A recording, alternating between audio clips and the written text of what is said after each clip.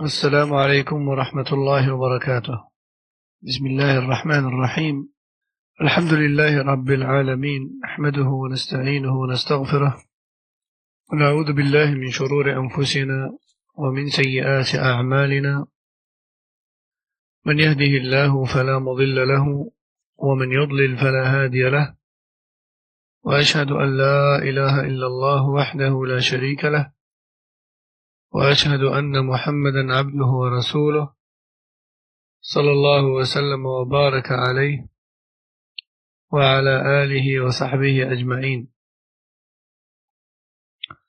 أما بعد، فبعدما أخذنا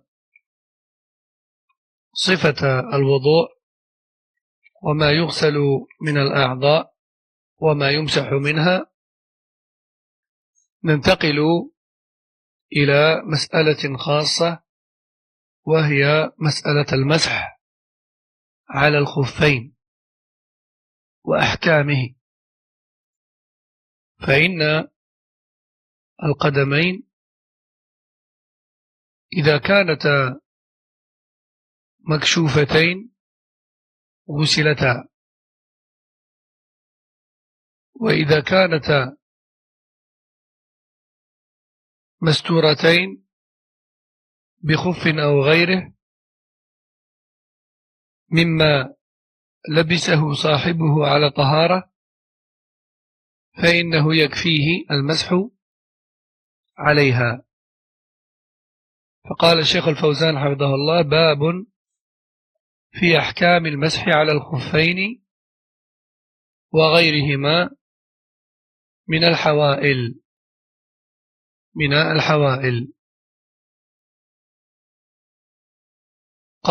قال حفظه الله: إن ديننا دين يسر لا دين مشقة وحرج، يضع لكل حالة ما يناسبها من الأحكام، مما به تتحقق المصلحة وتنتفي المشقة، ومن ذلك ما شرعه الله في حالة الوضوء. إذا كان على شيء من أعضاء المتوضئ حائل يشق نزعه ويحتاج إلى بقائه، إما لوقاية الرجلين كالخفين ونحوهما، أو لوقاية الرأس كالعمامة، وإما لوقاية جرح ونحوه كالجبيرة ونحوها، فإن الشارع رخص للمتوضئ أن يمسح على هذه الحوائل، ويكتفي بذلك عن نزعها وغسل ما تحتها، تخفيفا منه سبحانه وتعالى على عباده ودفعا للحرج عنهم. Donc après avoir traité le chapitre précédent qui s'intitulait la description des ablutions, nous passons au chapitre suivant qui s'intitule les règles de l'effleurement des chaussons et autres parmi ceux qui se portent.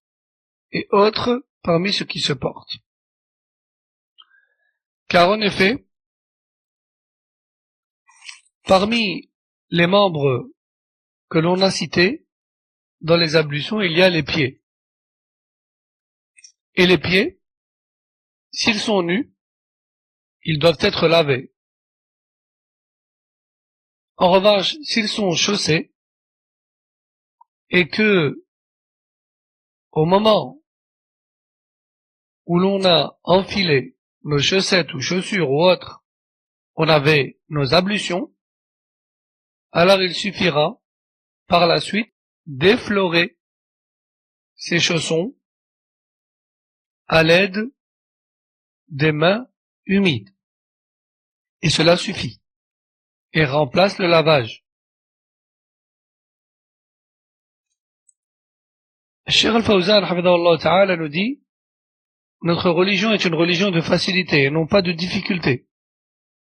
Allah Jalla wa Ala a prescrit pour chaque situation, ce qui facilite son adoration, subhanahu wa ta'ala,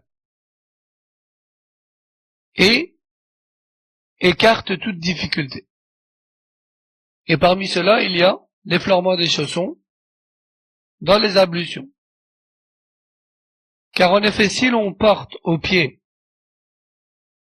ce qui les protège du froid ou autre, tels que des chaussons ou des chaussettes ou des chaussures ou autres, et cela concerne également la tête, si l'on porte par exemple un turban, ou même le voile de la femme, même si le cheikh le cite pas ici, ou autres également, tels que les pansements que l'on ne peut pas enlever, les bandages, les plâtres. Eh bien, pour tout cela, Allah subhanahu wa ta'ala nous a facilité la purification et nous a légiféré de les effleurer avec les mains humides au lieu de les laver. Et tout cela dans le but, bien sûr, de nous alléger et de nous faciliter son adoration subhanahu wa ta'ala et de nous débarrasser de toute difficulté,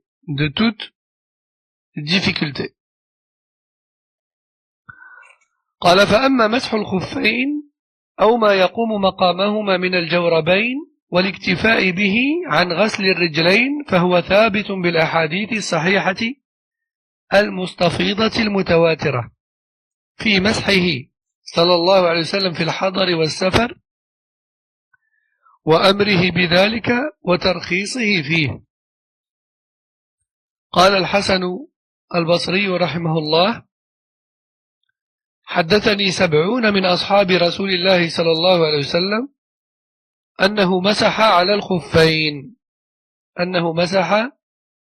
على الخفين. وقال الإمام النووي رحمه الله تعالى: روى المسح على الخفين خلائق لا يحصون من الصحابة رضي الله عنهم. انتهى. وقال الإمام أحمد رحمه الله: ليس في نفسي من المسح شيء فيه 40 حديثا عن النبي صلى الله عليه وسلم. وقال ابن المبارك وغيره: ليس في المسح على الخفين بين الصحابة اختلاف، هو جائز. ونقل ابن المنذر وغيره إجماع العلماء على جوازه، واتفق أهل السنة والجماعة عليه بخلاف المبتدعة الذين لا يرون جوازه. Quant à l'effleurement des chaussons, ou autres parmi ceux qui se portent aux pieds, eh bien, comme on l'a dit, il suffit de les effleurer avec les mains humides, au lieu de les retirer pour laver les pieds. Et cela est bien sûr rapporté authentiquement dans bon nombre de hadiths, tous rapportés par de très nombreuses chaînes de transmission, jusqu'au prophète sallallahu alayhi wa sallam, qui a pratiqué cela autant en situation de résidence qu'en voyage. Voire même il a recommandé, voire même il a ordonné dans certaines situations cela, alayhi salatu wassalam, par facilité pour la communauté. Le Hassan al-Basri, rahimahullah, a dit, Hassan al-Basri c'est un tabi'i, c'est un élève des compagnons. Il dit, rahimahullah, 70 compagnons m'ont rapporté l'effleurement des chaussons du messager d'Allah, sallallahu alayhi wa sallam. Et l'imam al-Nawawi, rahimahullah, dit, un nombre incernable de compagnons ont rapporté l'effleurement des chaussons du prophète sallallahu alayhi wa sallam. Et l'imam Ahmad, rahimahullah, lui nous dit, je n'ai aucun doute en moi concernant l'effleurement des chaussons. Car en effet, il y a 40 hadiths rapportés du prophète sallallahu alayhi wa sallam en cela. Ibn al-Mubarak, encore une fois, et d'autres disent, il n'y a aucune divergence entre les compagnons concernant l'effleurement des chaussons, c'est une chose tout à fait autorisée. Fin de citation. Et Ibn al-Mundhir, rahimahullah, qui fait partie des savants qui ont rapporté les consensus et les unanimités des imams de l'époque, il dit dans son livre Al-Ijma', le consensus, ou encore Al-Awsat, il dit, bon nombre de savants nous ont rapporté l'unanimité sur la permission d'effleurer les chaussons, au point où les gens de la sunna et du groupe sont unanimes là-dessus, contrairement aux innovateurs qui ne voient pas cela comme étant légiféré. Car, pour ceux qui ne le savent pas, l'autorisation, le fait de considérer, autoriser l'effleurement des chaussons, fait partie des fondements des gens de la sunna. Et seul rejette cela un ignorant ou un innovateur, ennemi de la sunna. Car toute chose sur laquelle les salafs, parmi sahaba et tabi'in et atba' tabi'in sont unanimes sans aucune divergence existante entre eux dessus, eh bien cette chose-là est considérée comme un fondement, parmi les fondements des gens de la sunna. Celui qui le prend en compte fait partie des gens de la sunna, salafiyin. Et celui qui en rejette un seul, voire plus parmi les fondements, sort des gens de la sunna, salafiyin. Bien sûr, après explication et éclaircissement à la personne. Car comme j'ai dit, une personne qui rejette un fondement est soit ignorante, et dans ce cas il faut lui apprendre, soit elle le fait en connaissance de cause et c'est une innovatrice ennemie de la sunna du prophète sallallahu alayhi wa sallam. قال الشيخ الفوزان حفظه الله: وحكم المسح على الخفين أنه رخصة فعله أفضل من نزع الخفين وغسل الرجلين أخذا برخصة الله عز وجل واقتداء بالنبي صلى الله عليه وسلم ومخالفة للمبتدعة، والمسح يرفع الحدث عما تحت الممسوح، وقد كان النبي صلى الله عليه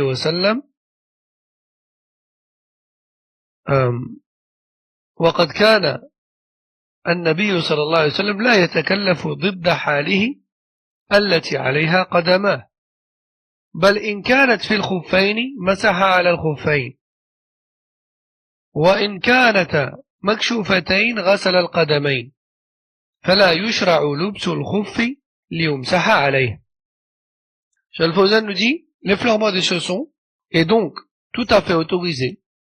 Il est considéré comme étant parmi les facilités qu'Allah Jalla wa Ala a légiféré dans sa religion.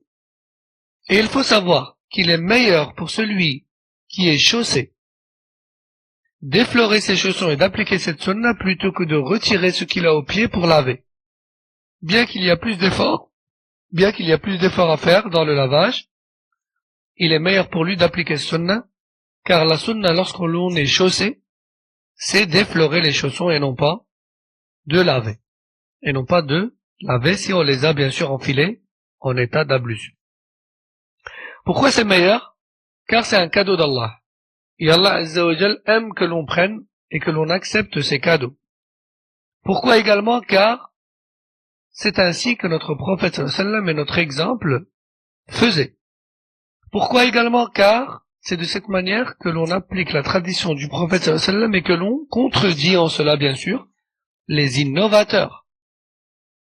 Il faut savoir aussi que l'effleurement des chaussons lève l'état d'impureté et nous rend tout à fait purs et en mesure d'accomplir la prière, par exemple, au même niveau que le lavage des pieds nous rend purs. L'effleurement des chaussons est une purification au même niveau que le lavage, sans aucun problème. Et le prophète sallallahu alayhi wa sallam faisait en fonction de la situation. Si ses pieds étaient nus, il lavait. Et si ses pieds étaient chaussés, il effleurait. Il ne faisait pas exprès de se chausser pour pouvoir effleurer, et ne faisait pas exprès non plus de se déchausser pour laver. Plutôt il faisait en fonction de la situation et de l'état de ses pieds à l'instant T. C'est pour cette raison qu'il n'est pas légiféré en islam, il n'est pas permis, de faire exprès de mettre quelque chose au pied pour pouvoir effleurer. Ni de se mettre pieds nus pour pouvoir laver et pas effleurer. En fait, si je peux dire ça comme ça, entre guillemets, il faut faire au feeling. Car c'est ainsi que le prophète sallallahu alayhi wa sallam faisait. Ne fais pas en fonction de tes ablutions. Fais en fonction de ce que tu dois faire, tout simplement. Si tu avais besoin d'avoir les pieds nus et que tu as les pieds nus, lave-toi les pieds dans les ablutions. Pas de problème. Mais si tu étais chaussé pour une raison ou une autre, et que tu avais tes ablutions en les enfilant, alors, effleure. Et ne te donne pas de mal à te déchausser. نعم. ومدة المسح على الخفين بالنسبة للمقيم ومن سفره لا يبيح له القصر يوم وليلة. وبالنسبة للمسافر سفرا يبيح له القصر 3 أيام بلياليها. لما رواه مسلم أن النبي صلى الله عليه وسلم جعل للمسافر 3 أيام بلياليهن وللمقيم يوما وليلة. رواه مسلم.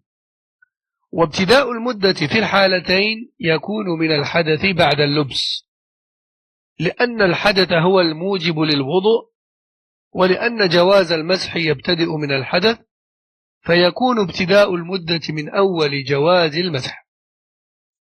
هذا قول. ومن العلماء من يرى أن ابتداء المدة يكون من المسح بعد الحدث، وهو قول الشيخ ابن عثيمين رحمه الله وغيره. Cheikh Al-Fawzan nous dit, quant à la période maximale durant laquelle il nous est permis de nous purifier les pieds en effleurant les chaussons, eh bien, pour le résident, c'est un jour et une nuit. Et dans notre vocabulaire actuel, cela signifie tout simplement 24 heures.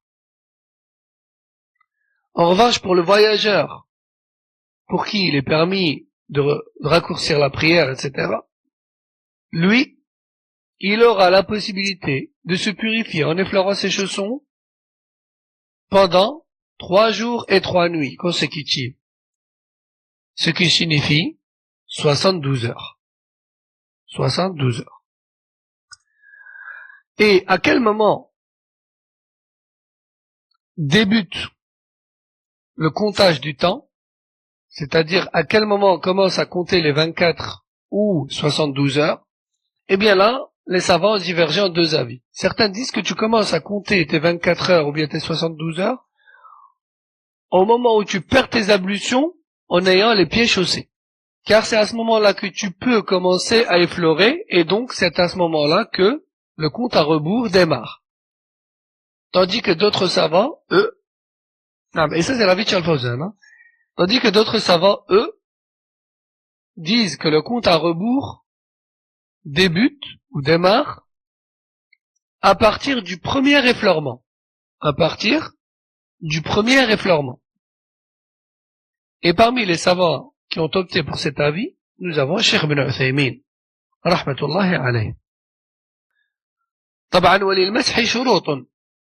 للمسح شروط. فشروط المسح على الخفين ونحوهما 3. الشرط الأول: يشترط للمسح على الخفين وما يقوم مقامهما من الجوارب ونحوها أن يكون الإنسان حال لبسهما على طهارة من الحدث، لما في الصحيحين وغيرهما أن النبي صلى الله عليه وسلم قال لمن أراد نزع خفيه وهو يتوضأ، يعني أراد أن ينزع خفي النبي صلى الله عليه وسلم لما كان يتوضأ، فقال له عليه الصلاة والسلام: دعهما فإني أدخلتهما طاهرتين. والصحابي هو يعني أبو سعيد الخدري رضي الله عنه. نعم. وأيضا هذا واضح الدلالة على اشتراط الطهارة عند لبس الخفين، فلو كان حال لبسهما محدثا لم يجوز المسح عليهما.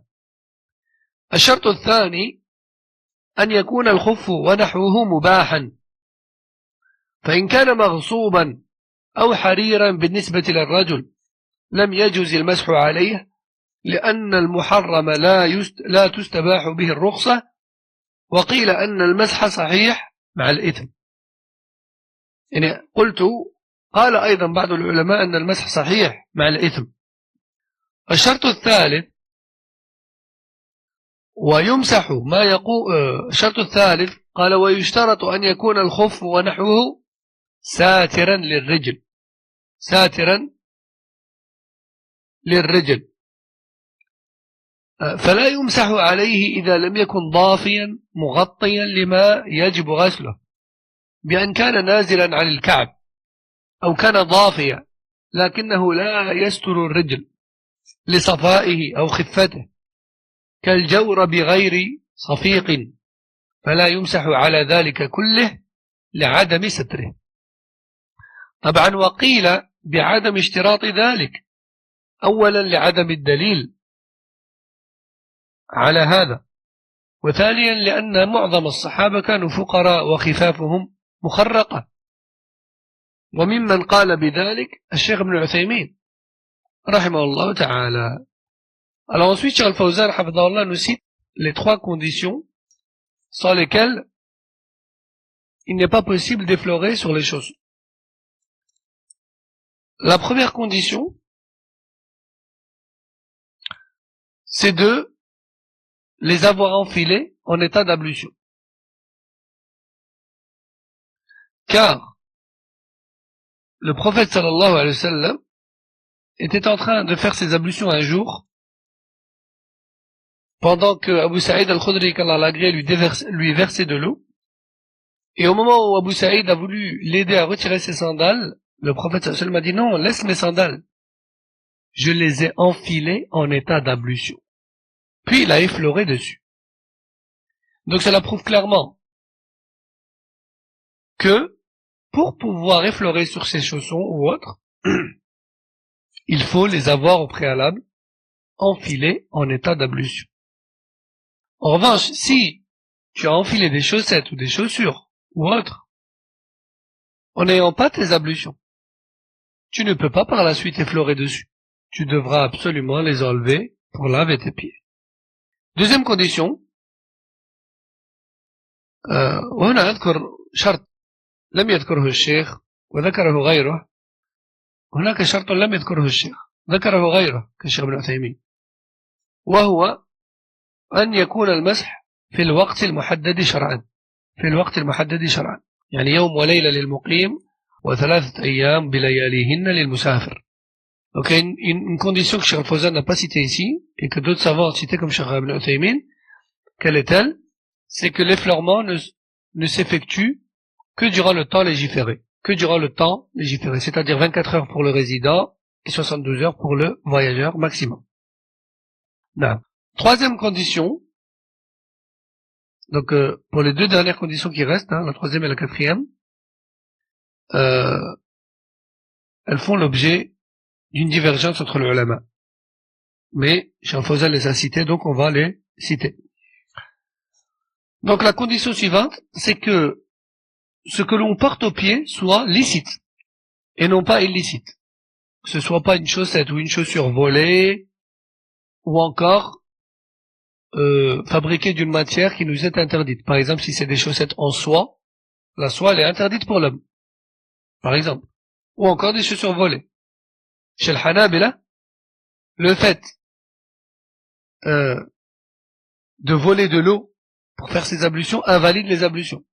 Le fait de prier sur un terrain que l'on a pris de force à autrui, donc qu'on a volé, invalide la prière. Pareil ici. Le fait d'effleurer des chaussons qui sont haram invalide la purification aussi. Et d'autres savants disent que l'effleurement et les ablutions seront valides, mais la personne aura tout de même le péché de porter une chose interdite. Dernière condition, qui fait également l'objet d'une divergence entre le ulama, c'est que ils disent que ce que l'on porte au pied doit entièrement couvrir le pied. Autrement dit, jusqu'aux chevilles comprises. Jusqu'aux chevilles comprises. Et ça aussi, c'est l'avis de l'Hanabila. Ils disent, comme Cheikh Al-Fawzan le dit ici, et c'est son avis aussi, il n'est pas permis d'effleurer des chaussons ou autres qui sont trop fins, au point où l'on voit la peau à travers, ou qui sont, troués, ou autres. Plutôt, il faut absolument que ce que l'on porte au pied couvre totalement le pied, et ne soit pas transparent, etc. D'autres savants disent que cette condition n'en est pas une, car, premièrement, il n'y a pas de dalil allant dans ce sens. En fait, c'est un effort d'interprétation qui les a poussés à donner cette condition. C'est pas un texte proprement dit. Et deuxièmement, car la majorité des sahaba étaient pauvres et avaient des chaussons troués. Et si ceci était une condition, cela nous aurait été rapporté. Or, ce n'est pas le cas. Et parmi les savants qui ont dit ce deuxième avis, nous avons Cheikh Ibn Uthaymin, rahimahullah ta'ala. Donc, première condition, donc je cite d'abord les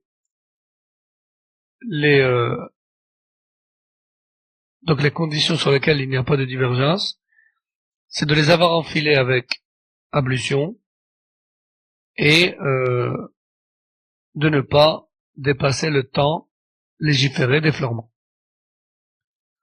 Ensuite, on a les deux autres conditions qui, elles, font l'objet d'une divergence, à savoir que ce que l'on porte au pied soit licite, et enfin, qu'il couvre tout le pied, cheville comprise. طيب ثم قال الشيخ الفوزان حفظه الله تعالى ويمسح على ما يقوم مقام الخفين فيجوز المسح على الجورب الصفيق الذي يستر الرجل من صوف أو غيره لأن النبي صلى الله عليه وسلم مسح على الجوربين والنعلين رواه أحمد وغيره وصححه الترمذي وقال حسن صحيح وكذلك النسائي وابن ماجه وابن خزيمة وابن حبان.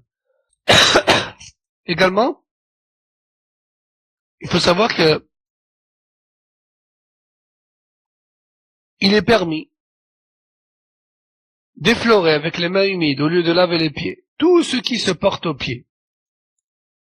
Et pas seulement les chaussons. Certes, effectivement, les chaussons à la base c'est en cuir, mais pas que.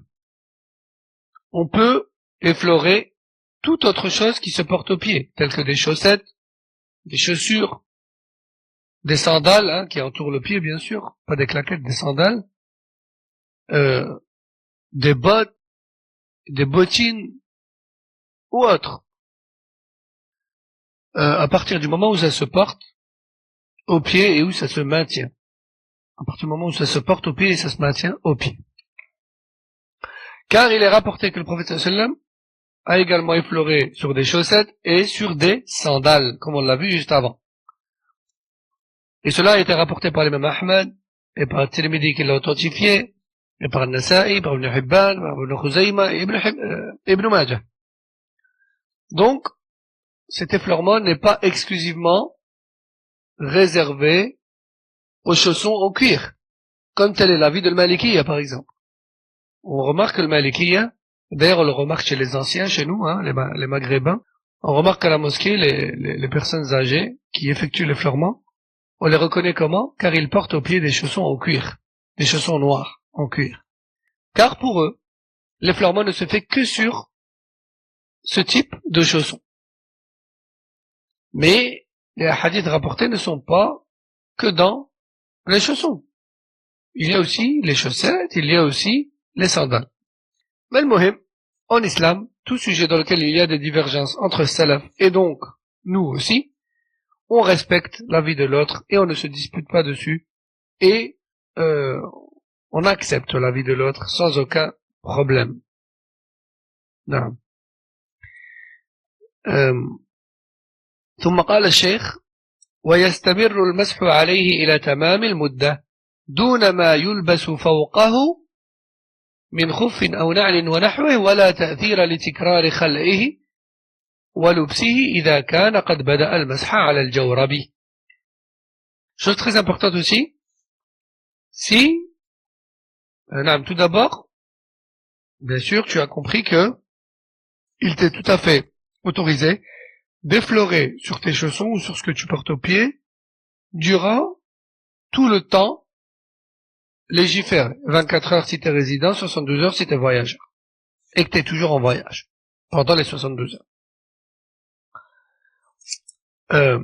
Tout comme il t'est permis de continuer à effleurer sur des chaussettes par-dessus lesquelles tu as, par exemple, enfilé une deuxième ou une troisième paire de chaussettes, voire même des chaussures. Voire même une chaussure. Maintenant, attention, si tu as commencé à effleurer sur ta chaussette, puis tu as enfilé une deuxième chaussette ou même une troisième, voire même des chaussures ou des bottes, aux prochaines ablutions, tu ne pourras pas effleurer par-dessus tout. Tu devras retirer tout ce que tu as mis au-dessus et tu devras effleurer sur la première chaussette sur laquelle tu as effleuré la première fois. Non. Donc en fait, si tu as effleuré sur la première chaussette, tous les autres effleurements, tu ne pourras les effectuer que sur cette même chaussette. Tu peux porter d'autres choses au-dessus, mais lors de l'effleurement, tu devras tout retirer jusqu'à cette chaussette-là. En revanche, dans le cas contraire, si tu as mis 3 paires de chaussettes et que tu as effleuré sur la troisième, tu pourras effleurer sur la deuxième si tu as enlevé la troisième. Et tu pourras également effleurer sur la première si tu as enlevé la deuxième. Dit autrement, tu ne peux effleurer que sur celles qui ont subi le premier effleurement. Et non pas celles que tu as enfilées par après. Ça veut dire aussi que si au matin tu fais tes ablutions, puis tu mets tes chaussettes et tes chaussures et que tu pars au travail, et que tu fais tes ablutions au travail, non, afon, mon exemple n'est pas très précis. Si tu as commencé ton effleurement sur tes chaussettes, puis que tu as enfilé tes chaussures et que tu es parti au travail, et que tu fais tes ablutions au travail, attention, tu ne pourras pas effleurer tes chaussures. Tu devras retirer les chaussures et effleurer sur les chaussettes sur lesquelles tu avais commencé l'effleurement. Non. Donc si tu veux effleurer sur tes chaussures au travail, il faudra absolument que le premier effleurement se soit fait sur la chaussure. Non. Donc tu peux effleurer sur ce que tu portes au pied, ainsi que sur tout ce qui est en dessous, mais pas sur ce que tu as porté par-dessus ce sur quoi tu as effleuré la première fois. J'espère avoir été clair, Inch'Allah.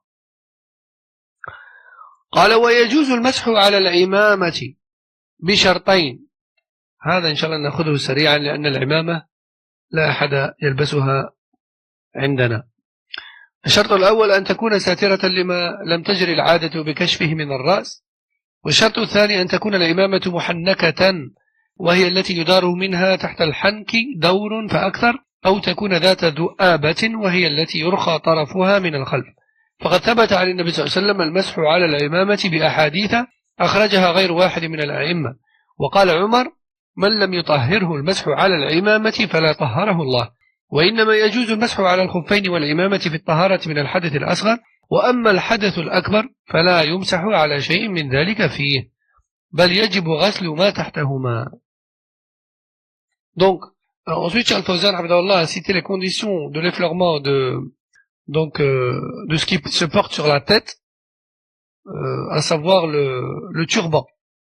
Bon, bien sûr, il n'en parle pas, mais on fait partie également le voile de la femme. Et lorsqu'on dit le voile, c'est le vrai voile légiféré, pas un foulard mis à la façon pirate ou des choses comme ça. Non, c'est pas ça qui est concerné. C'est le vrai voile, et le voile qui est difficile à retirer et remettre, surtout lorsqu'on est en extérieur. Voyez.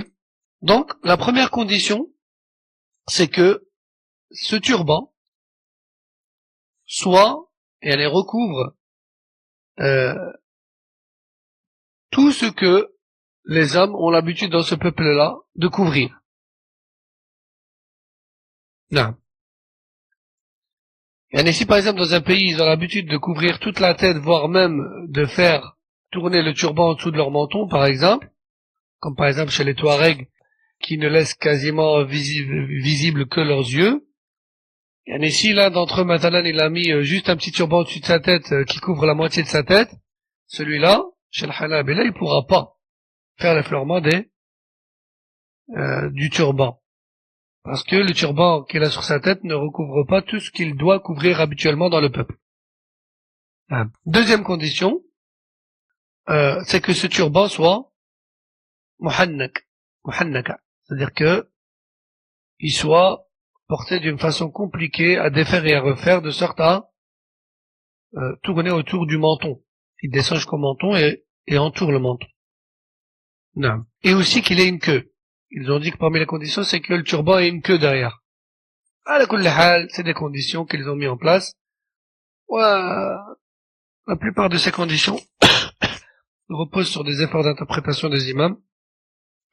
Mais ceci dit, il est rapporté authentiquement que le prophète sallam a effleuré sur le turban dans bon nombre de hadiths rapportés par les imams. D'ailleurs, Omar qu'Allah l'agrée a clairement dit, celui qui ne se considère pas purifié par l'effleurement du turban, alors qu'Allah ne le purifie jamais.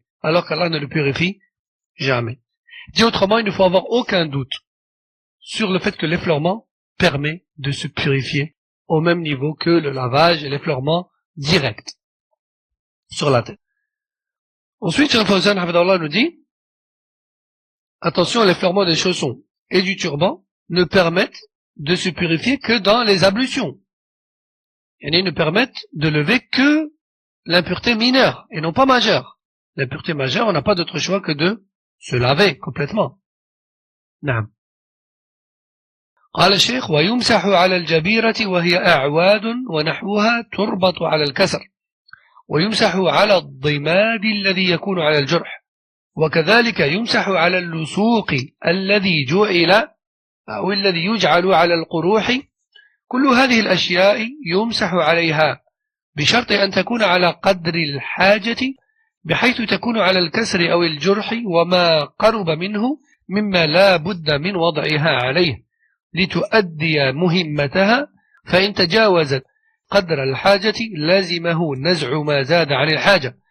ويجوز المسح على الجبيرة ونحوها في الحدث الأصغر والأكبر، وليس للمسح عليها وقت محدد، بل يمسح عليها إلى نزعها أو برء ما تحتها، لأن مسحها لأجل الضرورة إليها فيتقدر بقدر الضرورة.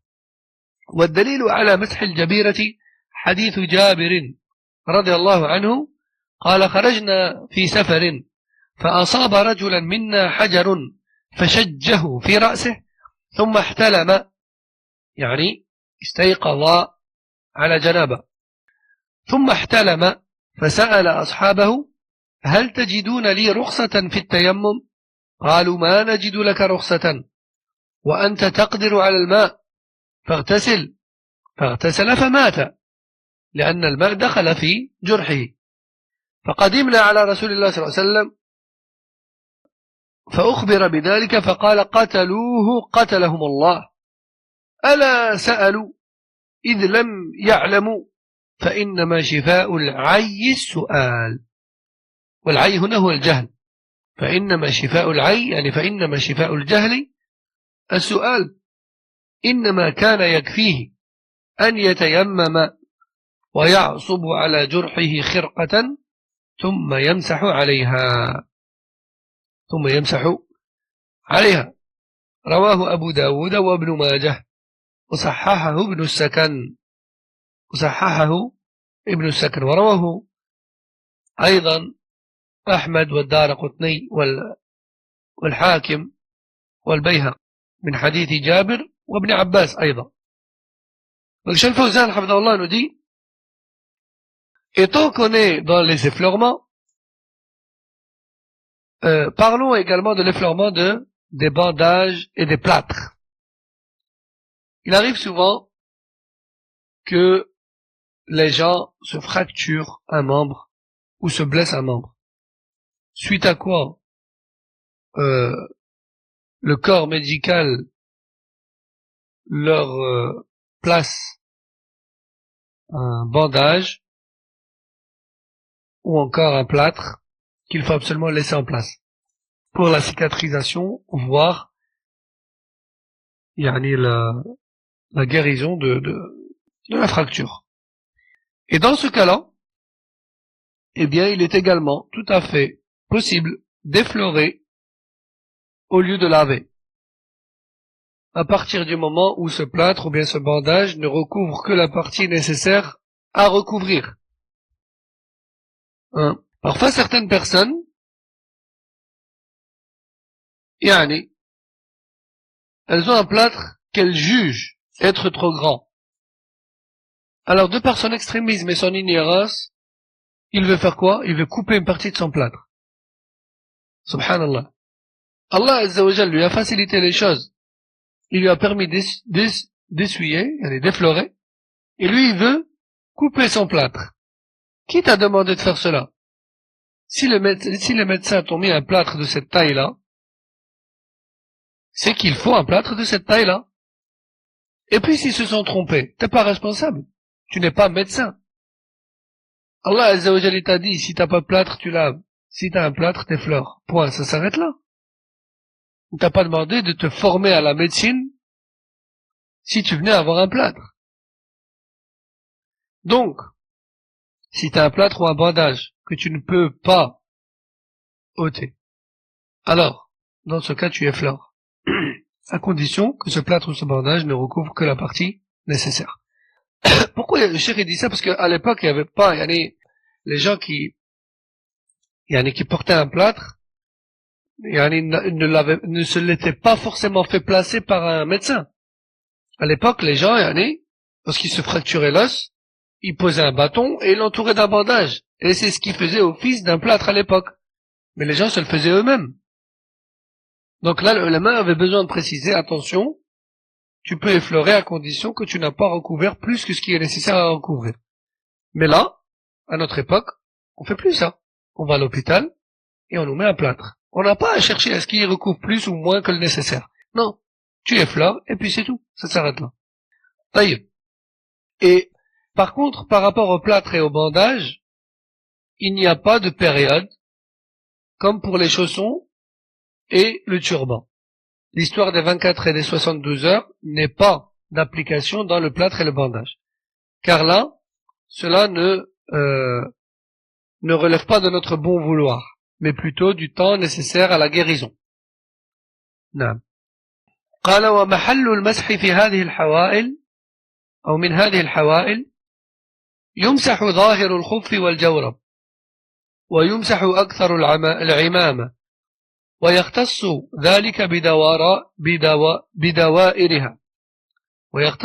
بدوائرها ويمسح على جميع الجبيرة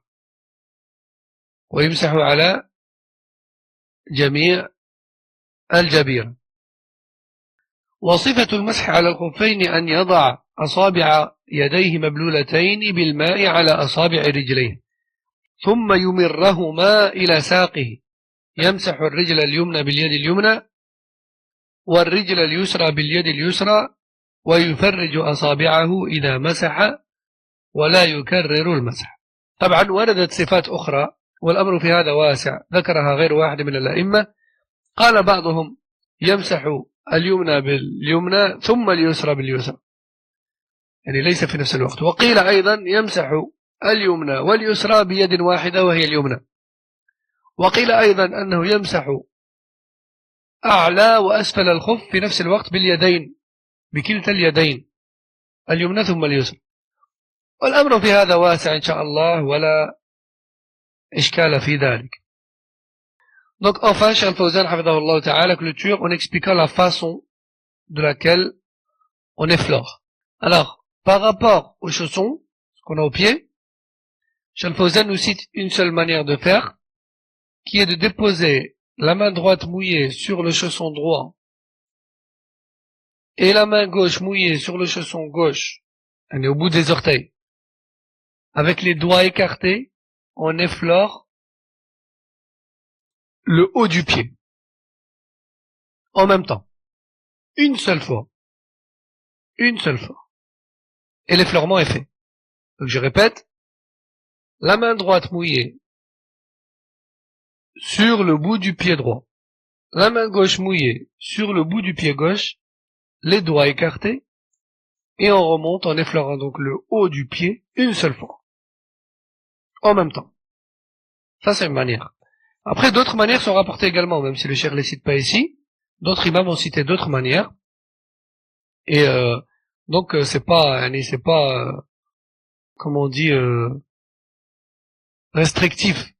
Il y a d'autres manières qui sont rapportées. Il y a une autre manière qui est d'effleurer donc le pied droit et le pied gauche avec la même main, qui est la main droite. On mouille la main, puis on effleure la main droite, puis le pied droit et le pied gauche avec la même main.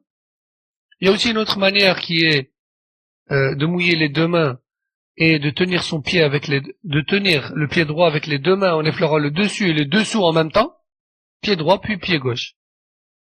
Et d'autres manières encore rapportées, et il n'y a pas de souci en cela. Naam. Quant au turban, eh bien on essuie un maximum des tours que nous avons sur la tête. Naam. Pareil pour le voile, ala kulli hal. On essuie la majorité de la partie du voile qui est au niveau de la tête. Naam. هذا هو شيخ الفوزان يدي حفظه الله pour clôturer le chapitre. وفقنا الله جميعا للعلم النافع والعمل الصالح. Qu'Allah Azza wa Jal nous donne à tous l'accès à la science bénéfique qui nous permettent d'accomplir les œuvres pieuses agréées auprès d'Allah tabaraka wa ta'ala. Wallahu a'lam wa sallallahu wa sallam ala nabiyyina Muhammad wa ala alihi wa sahbihi ajma'in. Assalamu alaykum wa rahmatullahi wa barakatuh.